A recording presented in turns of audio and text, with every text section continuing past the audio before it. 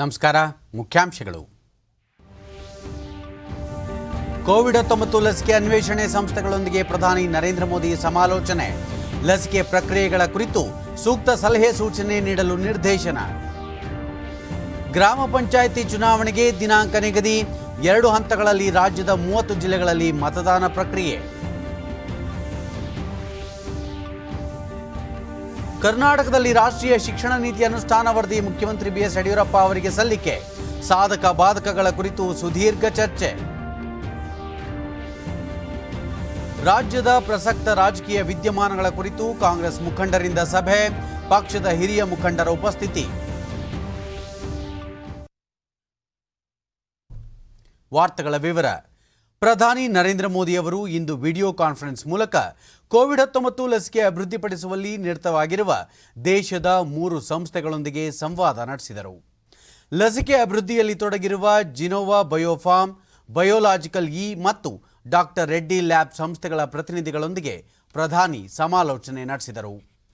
Covid ಲಸಿಕೆ ನಿಯಂತ್ರಣ ಪ್ರಕ್ರಿಯೆಗಳು ಮತ್ತು ಸಂಬಂಧಿತ ವಿಷಯಗಳ ಕುರಿತು ಸಲಹೆಗಳನ್ನು ನೀಡುವಂತೆ ತಂಡಗಳಿಗೆ ಸೂಚಿಸಿದ ಪ್ರಧಾನಿ ಲಸಿಕೆ ಕುರಿತು ಸರಳ ಭಾಷೆಯಲ್ಲಿ ಸಾಮಾನ್ಯ ಜನರಿಗೆ ತಿಳಿಸುವ ಹೆಚ್ಚುವರಿ ಪ್ರಯತ್ನಗಳನ್ನು ಮಾಡುವಂತೆ ಸೂಚನೆ ನೀಡಿದರು.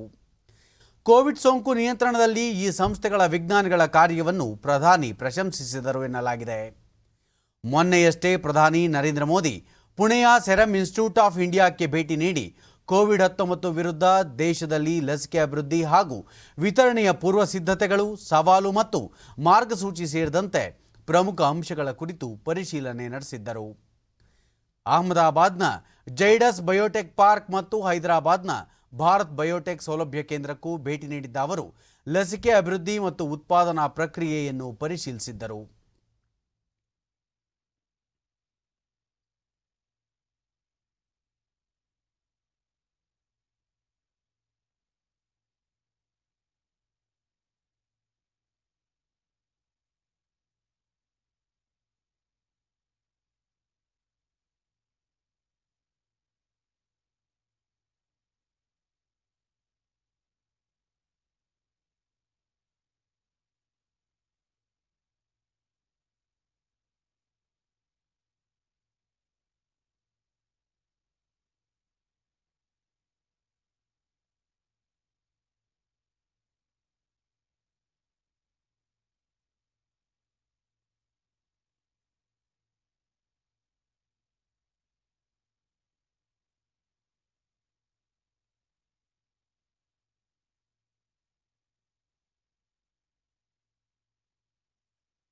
ಪ್ರಧಾನಿ ನರೇಂದ್ರ ಮೋದಿ ಅವರು ಇಂದು ತಮ್ಮ ಸ್ವಕ್ಷೇತ್ರ ವಾರಣಾಸಿಯಲ್ಲಿ ಹೊಸದಾಗಿ ಅಭಿವೃದ್ಧಿಪಡಿಸಿರುವ ವಾರಣಾಸಿ ಪ್ರಯಾಗ್ರಾಜ್ ನಡುವಿನ 6 ಪಥಗಳ ರಾಷ್ಟ್ರೀಯ ಹೆದ್ದಾರಿ ಮಾರ್ಗವನ್ನು ರಾಷ್ಟ್ರಕ್ಕೆ ಸಮರ್ಪಿಸಿದರು. ಈ ಸಂದರ್ಭದಲ್ಲಿ ಉತ್ತರ ಪ್ರದೇಶ ಮುಖ್ಯಮಂತ್ರಿ ಯೋಗಿ ಆದಿತ್ಯನಾಥ್ ಸೇರಿದಂತೆ ಮತ್ತಿತರ ಗಣ್ಯರು ಉಪಸ್ಥಿತರಿದ್ದರು.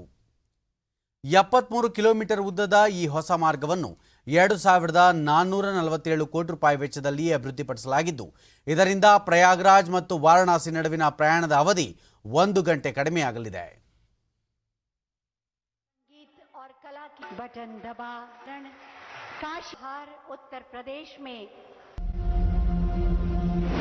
पूर्वी उत्तर प्रदेश में सुगम यातायात और विकास को गति देने के उद्देश्य से राष्ट्रीय राजमार्ग विकास कार्यक्रम के 5वें चरण के अंतर्गत यह राजमार्ग दिल्ली कोलकाता कॉरिडोर का भी एक प्रमुख भाग है.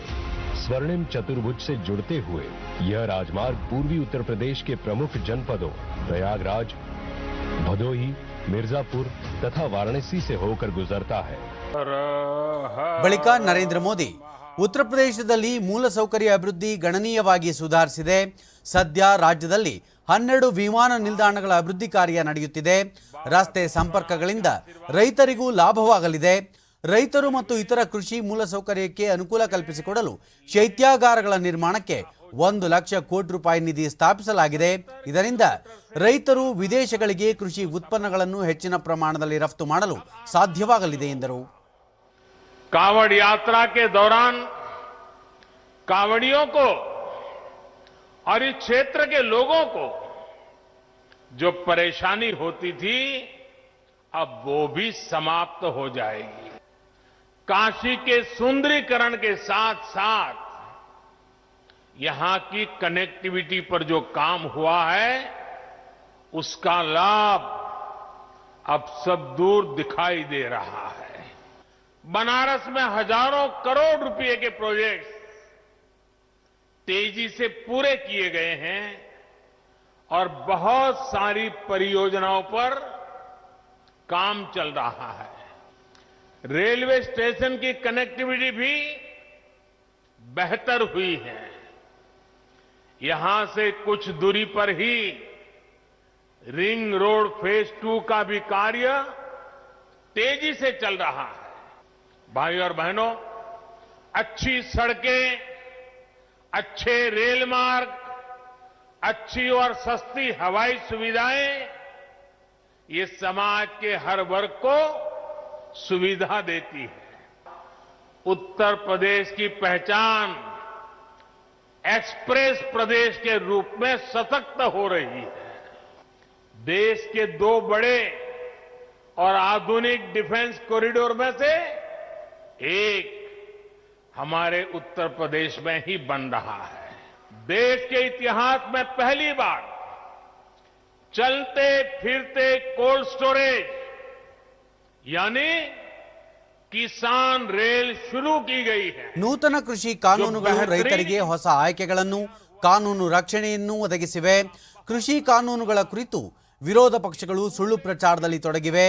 ಈ ಹಿಂದೆ ರೈತರಿಗೆ ರೂಪಿಸಲಾದ ಯೋಜನೆಗಳಲ್ಲಿ ₹1ಯಲ್ಲಿ 15 ಪೈಸೆಯಷ್ಟೇ ರೈತರಿಗೆ ಸೇರುತ್ತಿತ್ತು. ಇದೀಗ ಯೋಜನೆಗಳ ಸಂಪೂರ್ಣ ಲಾಭ ರೈತರಿಗೆ ದೊರೆಯುತ್ತಿದೆ. 2014ರಿಂದ ದೇಶದಲ್ಲಿ ರಸಗೊಬ್ಬರ ಕೊರತೆ ಉಂಟಾಗಿಲ್ಲ. ಈ ಹಿಂದೆ ಯೂರಿಯಾ ಕಾಳಸಂತೆಯಲ್ಲಿ ಮಾರಾಟವಾಗುತ್ತಿತ್ತು. ಕೊರೋನಾ ಸಮಯದಲ್ಲೂ ರೈತರಿಗೆ ಸಮರ್ಪಕವಾಗಿ ರಸಗೊಬ್ಬರ ಲಭ್ಯವಾಗಿದೆ. 2014ರಿಂದ ಕನಿಷ್ಠ ಬೆಂಬಲ ಬೆಲೆ ರೂಪದಲ್ಲಿ ರೈತರಿಗೆ 5 ಲಕ್ಷ ಕೋಟಿ ರೂಪಾಯಿ ತಲುಪಿದೆ. ಈ ಮೂಲಕ ಸ್ವಾಮಿನಾಥನ್ ಆಯೋಗದ ಶಿಫಾರಸನ್ನು ಈಡೇರಿಸಲಾಗಿದೆ. ರೈತರ ಬ್ಯಾಂಕ್ ಖಾತೆಗಳಿಗೆ ಹಣವನ್ನು ನೇರ ವರ್ಗಾವಣೆ ಮಾಡುವುದರ ಮೂಲಕ ಸರ್ಕಾರ ತನ್ನ ಭರವಸೆಯನ್ನು ಈಡೇರಿಸಿದೆ ಎಂದರು. ಇದೀಗ ಹೊಸ ಬೆಳವಣಿಗೆ ಶುರುವಾಗಿದೆ. ಈ ಹಿಂದೆ ಸರ್ಕಾರದ ನಿರ್ಧಾರಗಳನ್ನು ವಿರೋಧಿಸಲಾಗುತ್ತಿತ್ತು. ಆದರೆ ಈಗ ಪ್ರತಿಪಕ್ಷಗಳಿಗೆ ವದಂತಿಗಳೇ ಮೂಲವಾಗಿವೆ. ಇದು ಇತರ ಪರಿಣಾಮಗಳಿಗೆ ಕಾರಣವಾಗುತ್ತಿದೆ ಎಂದರು. मंडी से बाहर हुए हर सौदे को लेकर कानूनी कार्यवाही कर सकता है। अंत में फिर एक बार आप सभी को इस आधुनिक हाईवे के लिए मैं बहुत बहुत बधाई देता हूं। काशी का रूप और स्वरूप यूं ही भव्य बनता रहे, इसके लिए हमारे प्रयास निरंतर चलते रहेंगे। पहुंच चुके हैं और आप ये देख सकते हैं। ಇದೇ ವೇಳೆ ಪ್ರಧಾನಿ ಅವರು ಕಾಶಿ ವಿಶ್ವನಾಥ ದೇವಾಲಯ ಕಾರಿಡಾರ್ ಯೋಜನಾ ಸ್ಥಳಕ್ಕೆ ಭೇಟಿ ನೀಡಿ ಅಲ್ಲಿ ನಡೆಯುತ್ತಿರುವ ಕಾಮಗಾರಿಯ ಪರಿಶೀಲನೆ ಮಾಡುತ್ತಿದ್ದಾರೆ.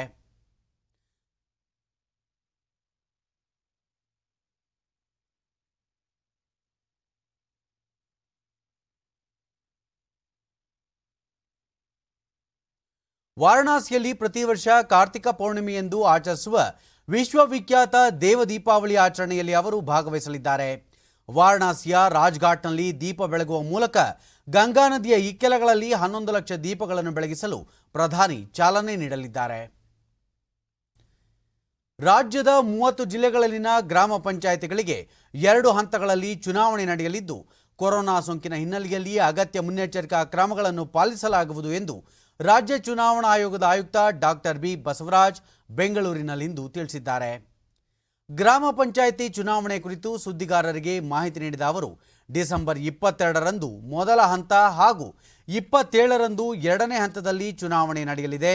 ಒಟ್ಟು 5762 ಗ್ರಾಮ ಪಂಚಾಯಿತಿಗಳಿಗೆ ಚುನಾವಣೆ ನಡೆಸಲಾಗುತ್ತಿದ್ದು, ಇಂದಿನಿಂದಲೇ ನೀತಿ ಸಂಹಿತೆ ಜಾರಿಗೆ ಬರಲಿದೆ ಎಂದು ಮಾಹಿತಿ ನೀಡಿದರು. ಶಾಂತಿಯುತ ಚುನಾವಣೆ ನಡೆಸಲು ಒಟ್ಟು 5847 ಚುನಾವಣಾಧಿಕಾರಿಗಳನ್ನು ನೇಮಿಸಲಾಗುತ್ತಿದ್ದು, 6085 ಸಹಾಯಕ ಚುನಾವಣಾಧಿಕಾರಿಗಳು ಇರುತ್ತಾರೆ. ಮೊದಲ ಹಂತದ ಚುನಾವಣೆಗೆ ಆಯಾ ಜಿಲ್ಲೆಗಳ ಜಿಲ್ಲಾಧಿಕಾರಿಗಳು ಡಿಸೆಂಬರ್ 7ರಂದು ಅಧಿಸೂಚನೆ ಹೊರಡಿಸಲಿದ್ದಾರೆ. ಹಾಗೆಯೇ ಎರಡನೇ ಹಂತದ ಚುನಾವಣೆಗೆ ಡಿಸೆಂಬರ್ 11ರಂದು ಅಧಿಸೂಚನೆ ಪ್ರಕಟಿಸಲಾಗುತ್ತದೆ ಎಂದು ಹೇಳಿದರು. ಒಟ್ಟಾರೆ 45,128 ಮತಗಟ್ಟೆಗಳಲ್ಲಿ ಬೆಳಗ್ಗೆ 7ರಿಂದ ಸಂಜೆ 5 ಗಂಟೆವರೆಗೆ ಮತದಾನಕ್ಕೆ ಅವಕಾಶ ಕಲ್ಪಿಸಲಾಗಿದೆ. ಡಿಸೆಂಬರ್ 30ರಂದು ಎಲ್ಲ ತಾಲೂಕು ಕೇಂದ್ರಗಳಲ್ಲಿ ಮತ ಎಣಿಕೆ ಕಾರ್ಯ ನಡೆಯಲಿದ್ದು ಸಂಜೆ ಫಲಿತಾಂಶ ಪ್ರಕಟವಾಗಲಿದೆ ಎಂದು ಆಯುಕ್ತರು ತಿಳಿಸಿದರು. ಮೊದಲ ಹಂತದಲ್ಲಿ 113 ತಾಲೂಕುಗಳ 2,930 ಗ್ರಾಮ ಪಂಚಾಯಿತಿಗಳು ಹಾಗೂ ಎರಡನೇ ಹಂತದಲ್ಲಿ 113 ತಾಲೂಕುಗಳ 2,832 ಗ್ರಾಮ ಪಂಚಾಯಿತಿಗಳಿಗೆ ಚುನಾವಣೆ ನಡೆಯಲಿದೆ. ಒಟ್ಟು 35,884 ಕ್ಷೇತ್ರಗಳಿಗೆ ಚುನಾವಣೆ ನಡೆಯಲಿದ್ದು 92,121 ಸದಸ್ಯ ಸ್ಥಾನಗಳಿಗೆ ಮತದಾನ ನಡೆಯಲಿದೆ. ಬೀದರ್ ಜಿಲ್ಲೆಯಲ್ಲಿ ಮಾತ್ರ ವಿದ್ಯುನ್ಮಾನ ಮತಯಂತ್ರಗಳನ್ನು ಬಳಸಲಾಗುತ್ತಿದ್ದರೆ ಉಳಿದೆಡೆ ಮತಪತ್ರಗಳನ್ನು ಬಳಕೆ ಮಾಡಲಾಗುತ್ತಿದೆ. ಒಟ್ಟು 2,96,15,048 ಮತದಾರರಿದ್ದಾರೆ ಎಂದು ಅವರು ಮಾಹಿತಿ ನೀಡಿದರು. ಮೊದಲ ಹಂತಕ್ಕೆ ಡಿಸೆಂಬರ್ 7ರಿಂದ ನಾಮಪತ್ರ ಸಲ್ಲಿಕೆ ಆರಂಭವಾಗಲಿದ್ದು ಡಿಸೆಂಬರ್ 11 ಕಡೆಯ ದಿನವಾಗಿದೆ. ಹಾಗೆಯೇ ಎರಡನೇ ಹಂತಕ್ಕೆ ಡಿಸೆಂಬರ್ 11ರಿಂದ ನಾಮಪತ್ರ ಸಲ್ಲಿಕೆ ಆರಂಭವಾಗಲಿದ್ದು ಡಿಸೆಂಬರ್ 16 ಕೊನೆಯ ದಿನವಾಗಿದೆ. ಕೋವಿಡ್-19 ಹಿನ್ನೆಲೆಯಲ್ಲಿ ಈಗಾಗಲೇ ಸೂಕ್ತ ಮಾರ್ಗಸೂಚಿಗಳನ್ನು ಬಿಡುಗಡೆ ಮಾಡಲಾಗಿದ್ದು ಸಾರ್ವಜನಿಕರು ಮಾಸ್ಕ್ ಧರಿಸುವುದು, ವ್ಯಕ್ತಿಗತ ಅಂತರ ಕಾಯ್ದುಕೊಳ್ಳುವುದು ಸೇರಿದಂತೆ ಇತರ ನಿಯಮಗಳ ಪಾಲನೆ ಕಡ್ಡಾಯವಾಗಿದೆ. ಅಂಗನವಾಡಿ, ಆಶಾ ಕಾರ್ಯಕರ್ತೆಯರು ಹಾಗೂ ಆರೋಗ್ಯ ಇಲಾಖೆ ಸಿಬ್ಬಂದಿ ಸೇವೆ ಪಡೆಯುವ ಮೂಲಕ ಯಾವುದೇ ಭಯವಿಲ್ಲದೆ ಶಾಂತಿಯುತ ಚುನಾವಣೆ ನಡೆಸಲಾಗುವುದು. ಹೆಚ್ಚಿನ ಸಂಖ್ಯೆಯ ಮತದಾರರು ಮುಕ್ತ ಮನಸ್ಸಿನಿಂದ ಮತಗಟ್ಟೆಗೆ ಆಗಮಿಸಿ ಹಕ್ಕು ಚಲಾಯಿಸುವಂತೆ ಅವರು ಮನವಿ ಮಾಡಿದರು. ಈ ಸದರಿ ಚುನಾವಣೆಯಲ್ಲಿ ಪಾಲ್ಗೊಳ್ಳುವಂತಹ ಒಟ್ಟು ಮತದಾರರು ಬಂದು 2,96,15,048 ಮತದಾರರು. ಅದರಲ್ಲಿ ಪುರುಷರು 1,40,71,71,676, ಮಹಿಳೆಯರು 1,47,41,964 ಹಾಗೂ ಇತರರು 1,048. ಒಟ್ಟು ನಾವು ಈ ಚುನಾವಣೆಗೋಸ್ಕರ ಅಪಾಯಿಂಟ್ ಮಾಡಿರುವಂತಹ ರಿಟರ್ನಿಂಗ್ ಆಫೀಸರ್ಸ್, ಚುನಾವಣಾ ಅಧಿಕಾರಿಗಳು 5,847, ಸಹಾಯಕ ಚುನಾವಣಾ ಅಧಿಕಾರಿಗಳು ಅಂದರೆ ARO ಅವರು 6,085. ಒಟ್ಟು ಮತಗಟ್ಟೆಗಳು ಬಂದು 45,128 ಮತಗಟ್ಟೆಗಳಲ್ಲಿ ಚುನಾವಣೆಯನ್ನು ನಡೆಸಲಾಗ್ತದೆ. ಹಾಗೆ ಒಟ್ಟು 2,70,768 ಮತಗಟ್ಟೆ ಅಧಿಕಾರಿಗಳು ಮತ್ತು ಸಿಬ್ಬಂದಿಗಳು ಸೇರಿ ಈ ಚುನಾವಣೆಯಲ್ಲಿ ಪಾಲ್ಗೊಳ್ತಾರೆ. ಕೋವಿಡ್-19 ಹಿನ್ನೆಲೆಯಲ್ಲಿ ಎಲ್ಲ ಮುನ್ನೆಚ್ಚರಿಕೆ ಕ್ರಮಗಳನ್ನು ಕೈಗೊಳ್ಳಲಾಗ್ತದೆ. ಹಾಗೆ ಕೋವಿಡ್-19 ಹಿನ್ನೆಲೆಯಲ್ಲಿ ನಾವು ಈ ಸಾರಿ ಪ್ರಥಮ ಬಾರಿಯಾಗಿ ಅಂಗನವಾಡಿ ಕಾರ್ಯಕರ್ತೆಯರನ್ನ, ಆಶಾ ಕಾರ್ಯಕರ್ತರನ್ನ ಹಾಗೂ ಆರೋಗ್ಯ ಇಲಾಖೆ ಅಧಿಕಾರಿ ಸಿಬ್ಬಂದಿಗಳ ಸೇವೆಯನ್ನು ಸಹ ಈ ನಿಟ್ಟಿನಲ್ಲಿ ನಾವು ಪಡ್ಕೊಳ್ತಾ ಇದ್ದೇವೆ.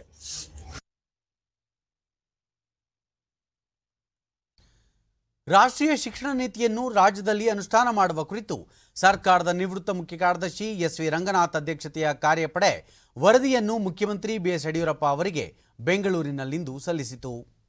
ಈ ಸಂದರ್ಭದಲ್ಲಿ ಉಪಮುಖ್ಯಮಂತ್ರಿ ಡಾಕ್ಟರ್ CN ಅಶ್ವತ್ಥನಾರಾಯಣ, ಶಿಕ್ಷಣ ಸಚಿವ S ಸುರೇಶ್ಕುಮಾರ್, ಕಾರ್ಯಪಡೆ ಸದಸ್ಯರಾದ ಪ್ರೊಫೆಸರ್ MK ಶ್ರೀಧರ್, ಗೋಪಾಲಕೃಷ್ಣ ಜೋಶಿ ಮತ್ತಿತರರು ಉಪಸ್ಥಿತರಿದ್ದರು. ಈ ಮಧ್ಯೆ ಮುಖ್ಯಮಂತ್ರಿ ಯಡಿಯೂರಪ್ಪ ಉನ್ನತ ಶಿಕ್ಷಣ ಇಲಾಖೆಯ ಡಿಜಿಟಲ್ ಕಲಿಕೆಗೆ ಒತ್ತು ನೀಡುವ ಕಾರ್ಯಕ್ರಮ ಕರ್ನಾಟಕ LMSಗೆ ಚಾಲನೆ ನೀಡಿದರು.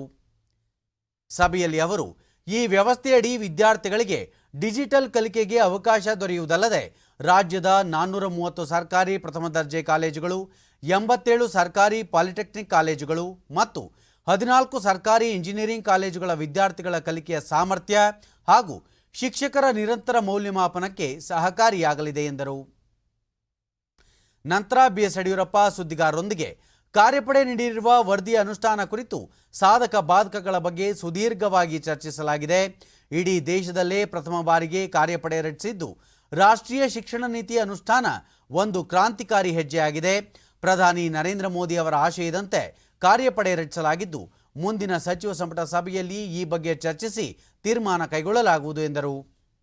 ಒಂದು ಕ್ರಾಂತಿಕಾರಕ ಹೆಜ್ಜೆ ಇಡ್ತಾ ಇರುವಂಥದ್ದು ಆ ಮಕ್ಕಳೇ ಶಿಕ್ಷಣ ನೀತಿ ಏನಿತ್ತು ಅದನ್ನು ಸಂಪೂರ್ಣ ಬದಲಾವಣೆ ಮಾಡಿ ನಮ್ಮದೇ ಆದಂಥ ನಮ್ಮತನದಿಂದ ಕೂಡಿರುವಂಥ ಒಂದು ಶಿಕ್ಷಣ ನೀತಿಯನ್ನು ಜಾರಿಗೆ ತರಬೇಕು ಅನ್ನುವಂಥದ್ದು ಪ್ರಧಾನಿ ನರೇಂದ್ರ ಮೋದಿ ಅಪೇಕ್ಷೆ.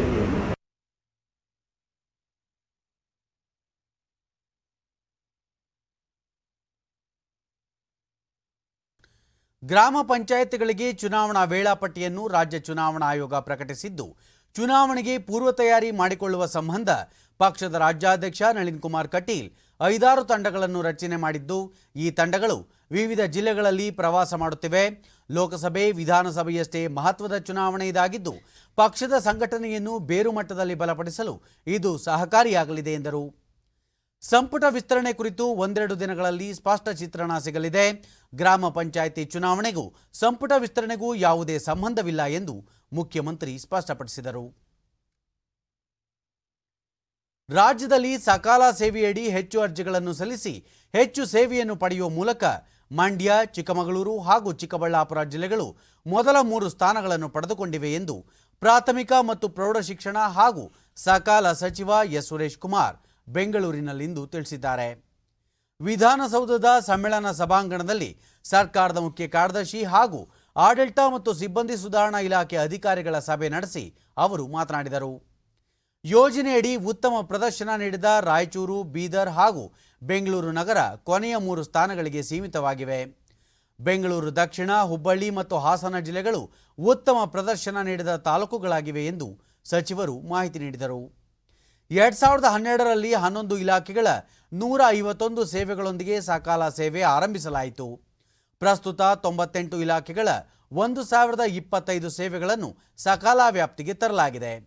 ಈವರೆಗೆ 22,91,46,008 ಅರ್ಜಿಗಳನ್ನು ಸ್ವೀಕರಿಸಲಾಗಿದ್ದು, 22,85,22,647 ಅರ್ಜಿಗಳನ್ನು ವಿಲೇವಾರಿ ಮಾಡಲಾಗಿದೆ ಎಂದು ಅವರು ತಿಳಿಸಿದರು. ಯೋಜನೆಗೆ 8 ವರ್ಷ ಪೂರ್ಣಗೊಂಡ ಹಿನ್ನೆಲೆಯಲ್ಲಿ ಇಂದಿನಿಂದ ಡಿಸೆಂಬರ್ 5ರವರೆಗೆ ರಾಜ್ಯಾದ್ಯಂತ ಸಕಾಲ ಸಪ್ತಾಹ ಹಮ್ಮಿಕೊಳ್ಳಲಾಗಿದ್ದು, ಜನರು ಸರ್ಕಾರಿ ಸೇವೆಗಳನ್ನು ಪಡೆಯಲು ಜಾಗೃತಿ ಮೂಡಿಸಲಾಗುವುದು. ಎಲ್ಲ ಇಲಾಖೆಗಳ ಮುಂದೆ ಸಕಾಲ ಸೇವೆಗಳು ಮತ್ತು ವಿಲೇವಾರಿ ಕುರಿತು ಸೂಚನಾ ಫಲಕ ಇರುವಂತೆ ನೋಡಿಕೊಳ್ಳಬೇಕು. ಜಿಲ್ಲಾಧಿಕಾರಿಗಳು ಕಾಲಕಾಲಕ್ಕೆ ಜಿಲ್ಲಾ ಸಕಾಲ ಸಮನ್ವಯ ಸಮಿತಿ ಸಭೆ ನಡೆಸಿ ಅರ್ಜಿಗಳ ಶೀಘ್ರ ವಿಲೇವಾರಿ ಮಾಡುವಂತೆ ಪ್ರಗತಿ ಪರಿಶೀಲನೆ ನಡೆಸಬೇಕು ಎಂದು ಸಚಿವರು ಸೂಚಿಸಿದರು.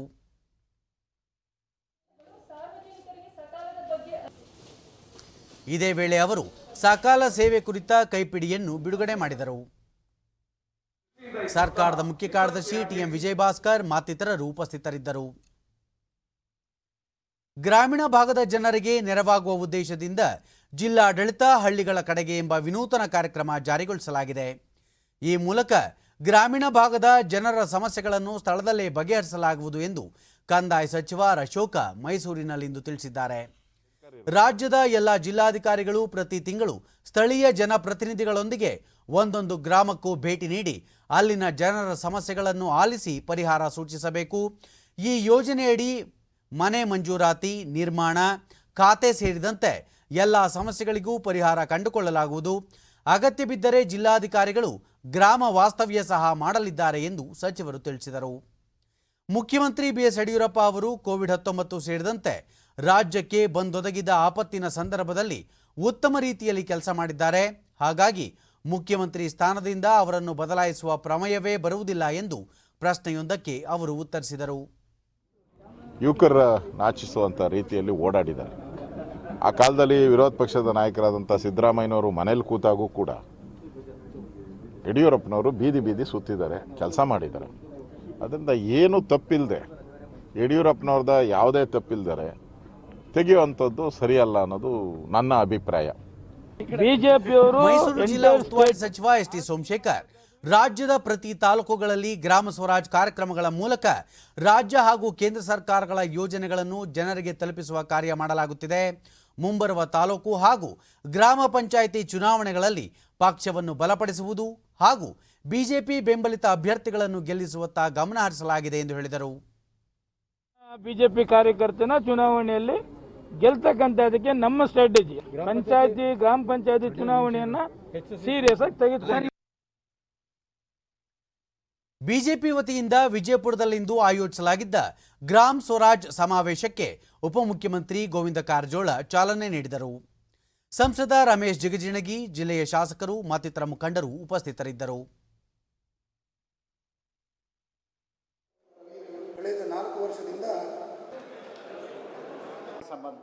ನಂತರ ಗೋವಿಂದ ಕಾರಜೋಳ ಕೇಂದ್ರ ಮತ್ತು ರಾಜ್ಯ ಸರ್ಕಾರಗಳು ಮಾಡಿರುವ ಸಾಧನೆಗಳನ್ನು ಮುಂದಿಟ್ಟುಕೊಂಡು ಸಂಸತ್ತಿನಿಂದ ಗ್ರಾಮ ಪಂಚಾಯಿತಿವರೆಗಿನ ಎಲ್ಲ ಚುನಾವಣೆಗಳಲ್ಲೂ ಗೆಲುವು ಸಾಧಿಸಬೇಕೆಂಬ ದೃಢ ನಿರ್ಧಾರ ಪಕ್ಷದ್ದಾಗಿದೆ. ಕಳೆದ 6 ವರ್ಷಗಳಿಂದ ಪ್ರಧಾನಿ ನರೇಂದ್ರ ಮೋದಿ ಅವರು ಹಲವಾರು ಜನಪರ ಯೋಜನೆಗಳನ್ನು ಜಾರಿಗೆ ತರುವ ಮೂಲಕ ದೇಶದ ಸರ್ವಾಂಗೀಣ ಅಭಿವೃದ್ಧಿಗೆ ಅಪಾರವಾಗಿ ಶ್ರಮಿಸಿದ್ದಾರೆ ಎಂದರು. ಮಾಡಿರ್ತಕ್ಕಂಥ ಸಾಧನೆ ಮತ್ತು ಜನಪರವಾದಂಥ ಯೋಜನೆಗಳು ಪಾರ್ಲಿಮೆಂಟ್ನಿಂದ ಪಂಚಾಯಿತಿವರೆಗೂ ಚುನಾವಣೆ ಗೆಲ್ಲಬೇಕು ಅನ್ನೋದು ನಮ್ಮ ಪಕ್ಷದ ದೃಢ ನಿರ್ಧಾರ. ಪಕ್ಷದ ಪ್ರಧಾನ ಕಾರ್ಯದರ್ಶಿ ಅಶ್ವತ್ಥನಾರಾಯಣ ಗ್ರಾಮ ಪಂಚಾಯಿತಿ ಚುನಾವಣೆ ಹಿನ್ನೆಲೆಯಲ್ಲಿ ಪಕ್ಷದ ಸಂಘಟನೆಯನ್ನು ಬಲಪಡಿಸುವುದು ಗ್ರಾಮ ಸ್ವರಾಜ್ಯದ ಉದ್ದೇಶವಾಗಿದೆ ಎಂದರು. ಸಾಧನೆಗಳನ್ನು ಜನರಿಗೆ ಮನದಟ್ಟು ಮಾಡಿಕೊಡ್ಬೇಕು ಅಂತ ಹೇಳಿ ಪ್ರತಿ ಜಿಲ್ಲೆಗೆ 2 ಕಡೆ ಸಮಾವೇಶ ಮಾಡೋದ್ರ ಮುಖೇನ 6 ತಂಡಗಳನ್ನು ರಚಿಸಿದ್ದಾರೆ. ಕಾರ್ಯಕರ್ತರಿಗೆ ಹುರಿದುಂಬಿಸಿ ಮತ್ತು ಕಾರ್ಯಕರ್ತರ ಮುಂದಿನ ದಿನಗಳಲ್ಲಿ ಕಾರ್ಯಕರ್ತರನ್ನೇ ನಾಯಕನಾಗಿ ಮಾಡ್ತಕ್ಕಂಥ ಒಂದು ಕಾನ್ಸೆಪ್ಟಿನ ಮೇಲೆ ಈ ಚುನಾವಣೆಗೆ ನಾವು ಹೊರಟಿದ್ದೀವಿ. ರಾಜ್ಯದ ಪ್ರಸಕ್ತ ವಿದ್ಯಮಾನಗಳ ಕುರಿತು ಕಾಂಗ್ರೆಸ್ ಮುಖಂಡರು ಬೆಂಗಳೂರಿನ ಹೊರವಲಯದಲ್ಲಿರುವ ಖಾಸಗಿ ಹೋಟೆಲೊಂದರಲ್ಲಿ ಸಭೆ ನಡೆಸಿದರು.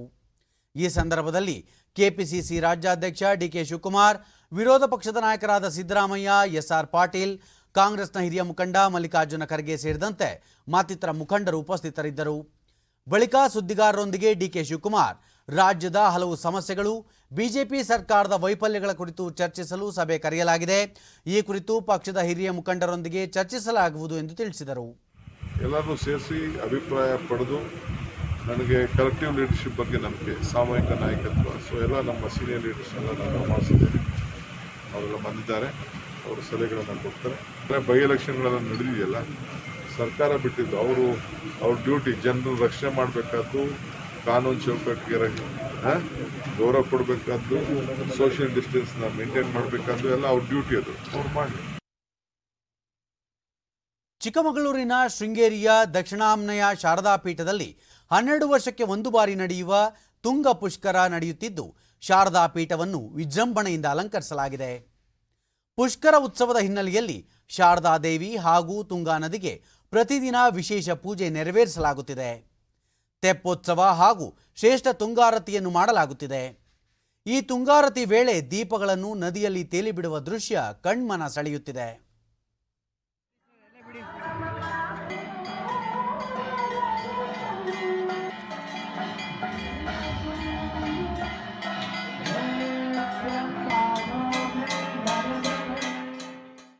ಪ್ರತಿದಿನ ಈ ಕಾರ್ಯಕ್ರಮ ಉತ್ಸವ ಕುರಿತು ಡಿಡಿ ನ್ಯೂಸ್ನೊಂದಿಗೆ ವಸಂತ್ ಭಾಟ್, ಈ ಪುಷ್ಕರ ಉತ್ಸವದಲ್ಲಿ ವಿಶೇಷ ಪೂಜೆ, ತೆಪ್ಪೋತ್ಸವ ಹಾಗೂ ತುಂಗಾರತಿಗಳನ್ನು ನೆರವೇರಿಸಲಾಗುತ್ತಿದೆ ಎಂದು ಮಾಹಿತಿ ನೀಡಿದರು. ಮತ್ತು ತುಂಗಾರತಿ ಕಾರ್ಯಕ್ರಮ ಪ್ರತಿನಿತ್ಯ ನಡೀತಾ ಉಂಟು. ಇದನ್ನು ಪ್ರತಿನಿತ್ಯ ಬಂದ್ಬಿಟ್ಟು ಇಲ್ಲಿ ಆರತಿಯನ್ನು ನದಿಗೆ ಬಿಡ್ತಕ್ಕಂಥದ್ದು ಪ್ರತಿನಿತ್ಯನೂ ನಾವು ಮಾಡ್ತಾ ಇದ್ದೀವಿ. ಕೃಷ್ಣ ಭಟ್, ಪುಷ್ಕರವನ್ನು 12 ವರ್ಷಕ್ಕೆ ಒಂದು ಬಾರಿ ನೆರವೇರಿಸಲಾಗುವುದು ಎಂದು ಮಾಹಿತಿ ನೀಡಿದರು. ಆ ಸಂದರ್ಭದಲ್ಲಿ ವಿಶೇಷವಾಗಿ ತುಂಗಾ ನದಿಯಲ್ಲಿ ಸ್ನಾನ ಮಾಡತಕ್ಕಂಥದ್ದು ಪದ್ಧತಿಯು ಪರಂಪರೆಯಾಗಿ ಬಂದಿದೆ. ತುಂಗಭದ್ರಾ ಮಹಾತ್ಮೆ ಅಂತ ಕಂಡ ಪುರಾಣಗಳಲ್ಲಿ ಪ್ರಸಿದ್ಧವಾಗಿದೆ. ಇದನ್ನು ಆಚರಿಸುವುದರಿಂದ ಸಕಲರಿಗೂ ಕ್ಷೇಮವಾಗುತ್ತೆ ಅಂತ ಅಂಶವನ್ನು ನಾನು ತಿಳಿಸುತ್ತೇನೆ. ಗುರುನಾನಕ್ ಜಯಂತಿ ಸಂದರ್ಭದಲ್ಲಿ ಸಿಖ್ ಸಮುದಾಯದೊಂದಿಗೆ ಪ್ರಧಾನಿ ನರೇಂದ್ರ ಮೋದಿ ಅವರ ಬಾಂಧವ್ಯ ಕುರಿತ ಕಿರು ಪುಸ್ತಕವನ್ನು ಕೇಂದ್ರ ನಗರಾಭಿವೃದ್ಧಿ ಮತ್ತು ನಾಗರಿಕ ವಿಮಾನಯಾನ ಸಚಿವ ಹರ್ದೀಪ್ ಸಿಂಗ್ ಪುರಿ ದೆಹಲಿಯಲ್ಲಿಂದು ಬಿಡುಗಡೆಗೊಳಿಸಿದರು. ಈ ಪುಸ್ತಕವನ್ನು ವಾರ್ತಾ ಮತ್ತು ಪ್ರಸಾರ ಇಲಾಖೆ ಇಂಗ್ಲಿಷ್, ಹಿಂದಿ ಮತ್ತು ಪಂಜಾಬಿ ಭಾಷೆಗಳಲ್ಲಿ ಹೊರತಂದಿದೆ. ವಾರ್ತಾ ಮತ್ತು ಪ್ರಸಾರ ಖಾತೆ ಸಚಿವ ಪ್ರಕಾಶ್ ಜಾವಡೇಕರ್ ಈ ಸಂದರ್ಭದಲ್ಲಿ ಉಪಸ್ಥಿತರಿದ್ದರು. ಹರ್ದೀಪ್ ಸಿಂಗ್ ಪುರಿ, ಕೇಂದ್ರ ಸರ್ಕಾರ ಗುರುನಾನಕ್ ಜಿ ಅವರ 550ನೇ ಜನ್ಮ ವಾರ್ಷಿಕೋತ್ಸವವನ್ನು ಅರ್ಥಪೂರ್ಣವಾಗಿ ಆಚರಿಸಿದೆ. ಸಿಖ್ ಧರ್ಮಕ್ಕೆ ಸಂಬಂಧಿಸಿ ತೆಗೆದುಕೊಳ್ಳಲಾದ ಎಲ್ಲ ನಿರ್ಧಾರಗಳನ್ನು ಕಾಲಮಿತಿಯೊಳಗೆ ಅನುಷ್ಠಾನಗೊಳಿಸಲಾಗಿದೆ. ಕರ್ತಾರ್ಪುರ್ ಸಾಹಿಬ್ ಕಾರಿಡಾರ್ ನಿರ್ಮಾಣಕ್ಕೆ ಪ್ರಧಾನಿಯವರು ಖುದ್ದು ಆಸಕ್ತಿ ವಹಿಸಿದ್ದರು. ಗುರುನಾನಕ್ ಜಿ ಅವರ ಬೋಧನೆಗಳಲ್ಲಿ ಮಹಿಳಾ ಸಬಲೀಕರಣವು ಪ್ರಮುಖ ಅಂಶವಾಗಿದ್ದು, ಸರ್ಕಾರ ಈ ನಿಟ್ಟಿನಲ್ಲಿ ಬೇಟಿ ಬಚಾವೋ ಬೇಟಿ ಪಢಾವೋ ಯೋಜನೆಯನ್ನು ಯಶಸ್ವಿಯಾಗಿ ಜಾರಿಗೊಳಿಸಿದೆ ಎಂದರು. ಗುರುನಾನಕ್ ಜಿ ಅವರ ಬೋಧನೆಗಳನ್ನು ದೇಶಾದ್ಯಂತ ಎಲ್ಲರಿಗೂ ತಲುಪಿಸಲು ಭಾರತೀಯ ಸಾಂಸ್ಕೃತಿಕ ಬಾಂಧವ್ಯಗಳ ಮಂಡಳಿ ICCR ಕಾರ್ಯಕ್ರಮ ರೂಪಿಸಲಿದೆ. ಹಾಗೆಯೇ ಯುನೆಸ್ಕೋ ಗುರುನಾನಕ್ ಜಿ ಅವರ ಬೋಧನೆಗಳನ್ನು ವಿವಿಧ ವಿದೇಶಿ ಭಾಷೆಗಳಲ್ಲಿ ಪ್ರಕಟಿಸಲಿದೆ ಎಂದು ಅವರು ಹೇಳಿದರು. पर बेटी पढ़ाओ बेटी बचाओ और सारे जो हमारा जो एजेंडा है that incorporates the government's agenda that incorporates the finest points of Guru Maharaj's teachings. निर्णय लिया गया कि Indian Council of Cultural Relations जो है ICCR, a decision was taken to establish a chair on Guru Nanak Dev Ji's teachings in a university in the UK and in Canada. ಮುಂದಿನ ವರ್ಷದ ಮೊದಲ ತ್ರೈಮಾಸಿಕದಲ್ಲಿ ದೇಶದ ಜನತೆಗೆ ಲಸಿಕೆ ಲಭ್ಯವಾಗುವ ನಿರೀಕ್ಷೆ ಇದೆ ಎಂದು ಕೇಂದ್ರ ಆರೋಗ್ಯ ಸಚಿವ ಡಾಕ್ಟರ್ ಹರ್ಷವರ್ಧನ್ ಹೇಳಿದ್ದಾರೆ. ಹಳೆ ದೆಹಲಿಯಲ್ಲಿ ಭಾರತೀಯ ರೆಡ್ ಕ್ರಾಸ್ ಇಂದು ಆಯೋಜಿಸಿದ್ದ ಕಾರ್ಯಕ್ರಮದಲ್ಲಿ ಪೌರ ಕಾರ್ಮಿಕರಿಗೆ ಮುಖಗವಸು, ಸ್ಯಾನಿಟೈಸರ್ಗಳನ್ನು ವಿತರಿಸಿ ಮಾತನಾಡಿದ ಅವರು, ಮುಂದಿನ ಜುಲೈ-ಆಗಸ್ಟ್ ವೇಳೆಗೆ ಸುಮಾರು 25ರಿಂದ 30 ಕೋಟಿ ಜನರಿಗೆ ಲಸಿಕೆ ಒದಗಿಸುವ ಯೋಜನೆಯನ್ನು ಸರ್ಕಾರ ಹೊಂದಿದೆ. ಅದಕ್ಕಾಗಿ ಸರ್ಕಾರ ಅಗತ್ಯ ಸಿದ್ಧತೆಗಳನ್ನು ಮಾಡಿಕೊಳ್ಳುತ್ತಿದೆ ಎಂದರು. ಕೋವಿಡ್ ನಿಯಂತ್ರಣಕ್ಕೆ ಬರುತ್ತಿದ್ದರೂ ಪ್ರತಿಯೊಬ್ಬರೂ ಮುಖಗವಸು ಧರಿಸಬೇಕು, ವ್ಯಕ್ತಿಗತ ಅಂತರವನ್ನು ಪಾಲಿಸಬೇಕು. ಆರೋಗ್ಯಕ್ಕಾಗಿ ಈ ಅಭ್ಯಾಸಗಳು ಅತಿ ಮುಖ್ಯವಾಗಿವೆ ಎಂದು ತಿಳಿಸಿದರು. ವ್ಯಾಪಕ ರೂಪದಲ್ಲಿ ಲಡನೆ में सक्षम है. ಸಿಖ್ಖರ ಮೊದಲ ಗುರು ಗುರುನಾನಕ್ ಅವರ 551ನೇ ಜನ್ಮ ವರ್ಷಾಚರಣೆಯನ್ನು ಇಂದು ದೇಶ ವಿದೇಶಗಳಲ್ಲಿ ಆಚರಿಸಲಾಗುತ್ತಿದೆ. ಸಿಖ್ ಧರ್ಮಕ್ಕೆ ಮೊದಲ ಅಡಿಪಾಯ ಹಾಕಿದ ಗುರುನಾನಕ್ ದೇವ್ ಅವರ ಜಯಂತಿ ಅಂಗವಾಗಿ ಪಂಜಾಬ್ನ ಅಮೃತಸರದಲ್ಲಿರುವ ಸ್ವರ್ಣ ಮಂದಿರದಲ್ಲಿ ಸಿಖ್ ಸಮುದಾಯದವರು ವಿಶೇಷ ಪ್ರಾರ್ಥನೆ ಸಲ್ಲಿಸುತ್ತಿದ್ದಾರೆ. ಈ ದಿನವನ್ನು ಗುರುಪೂರಬ್ ಎಂದು ಸಹ ಆಚರಿಸಲಾಗುತ್ತದೆ. ಗುರುನಾನಕ್ ದೇವ್ ಅವರ ಜಯಂತಿ ಅಂಗವಾಗಿ ಅನೇಕ ಗಣ್ಯರು ಶುಭಾಶಯ ಕೋರಿದ್ದಾರೆ. बिल्कुल गिरीश, बहुत बहुत शुक्रिया आपका हमको ये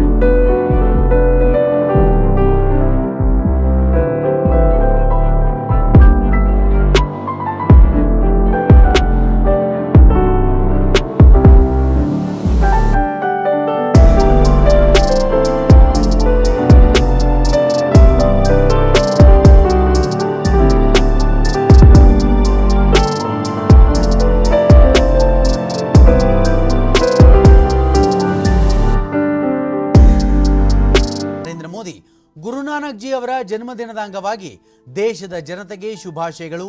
ಸಮಾಜ ಸೇವೆಯಲ್ಲಿ ತೊಡಗಿಕೊಳ್ಳಲು ಮತ್ತು ಉತ್ತಮ ಸಮಾಜ ನಿರ್ಮಾಣ ಮಾಡುವಲ್ಲಿ ಅವರ ಚಿಂತನೆಗಳು ನಮಗೆ ಪ್ರೇರಣೆ ನೀಡುತ್ತದೆ. ತಮ್ಮ ಉದಾತ್ತ ಆದರ್ಶಗಳಿಂದ ಅವರು ಪ್ರೇರಿತರಾಗಿದ್ದಾರೆ ಎಂದು ತಮ್ಮ ಸಂದೇಶದಲ್ಲಿ ತಿಳಿಸಿದ್ದಾರೆ.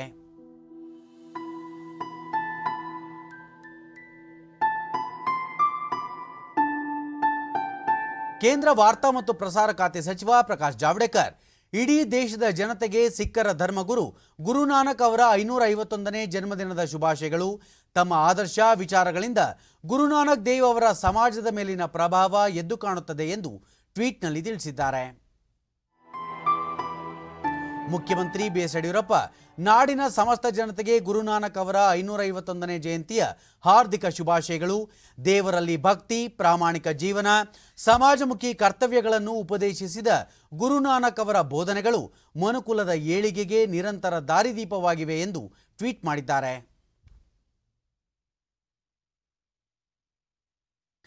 ಕೊನೆಯಲ್ಲಿ ಮತ್ತೊಮ್ಮೆ ಮುಖ್ಯಾಂಶಗಳು. ಕೋವಿಡ್-19 ಲಸಿಕೆ ಅನ್ವೇಷಣೆ ಸಂಸ್ಥೆಗಳೊಂದಿಗೆ ಪ್ರಧಾನಿ ನರೇಂದ್ರ ಮೋದಿ ಸಮಾಲೋಚನೆ.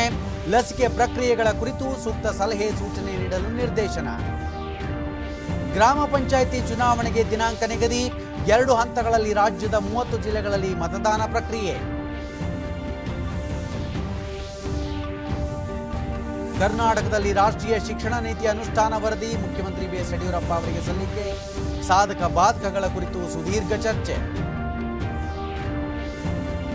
ರಾಜ್ಯದ ಪ್ರಸಕ್ತ ರಾಜಕೀಯ ವಿದ್ಯಮಾನಗಳ ಕುರಿತು ಕಾಂಗ್ರೆಸ್ ಮುಖಂಡರಿಂದ ಸಭೆ, ಪಕ್ಷದ ಹಿರಿಯ ಮುಖಂಡರ ಉಪಸ್ಥಿತಿ.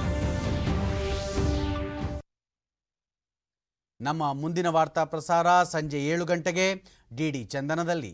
ನಮಸ್ಕಾರ.